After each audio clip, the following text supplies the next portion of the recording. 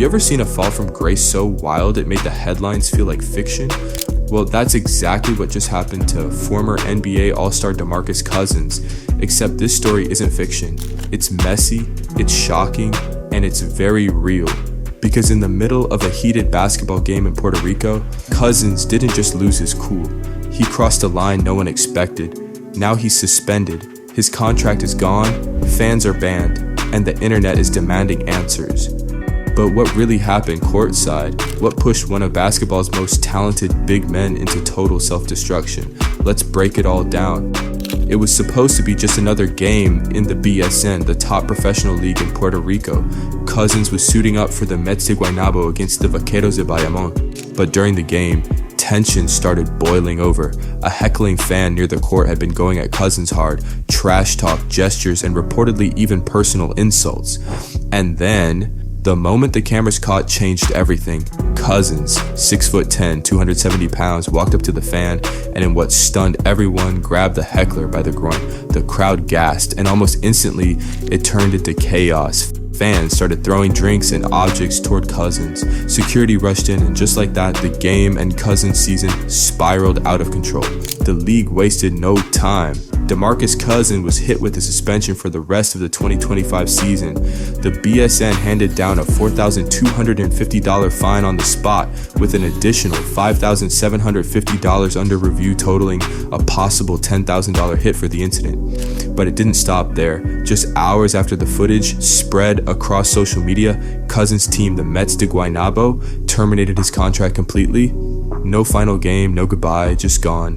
It was a dramatic fall for a player once hailed as one of the most dominant centers in the NBA, and fans around the world started asking, how did it get this bad? Here's the twist. DeMarcus Cousins wasn't the only one punished. The fans involved, those who had been heckling him and those who threw drinks, were also suspended for the rest of this season. The BSN called it a zero-tolerance policy on violence from either side of the court.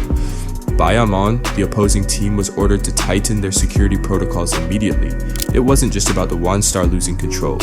It was a spotlight on fan behavior, league safety, and the thin line between passion and chaos in sports. In the middle of the uproar, fans waited to hear from the man himself. And finally, DeMarcus Cousins broke his silence on Instagram. "I want to apologize to the fans of Puerto Rico," he wrote. "That moment didn't represent the love and respect I have for the island. I let emotions get the best of me. I own that." It was a short statement, but a revealing one. Cousins didn't try to dodge blame. He didn't offer excuses, but many fans weren't satisfied. Some said it was too little, too late. Others defended him, pointing fingers at the fans who provoked him, but the damage was done. His Puerto Rican basketball chapter had ended in disgrace. To understand just how tragic this fall was, you've got to rewind. DeMarcus Cousins wasn't just another player, he was a 4-time NBA All-Star, a walking double-double, and a beast on the court. During his peak, he averaged nearly 25 points and 12 rebounds per game.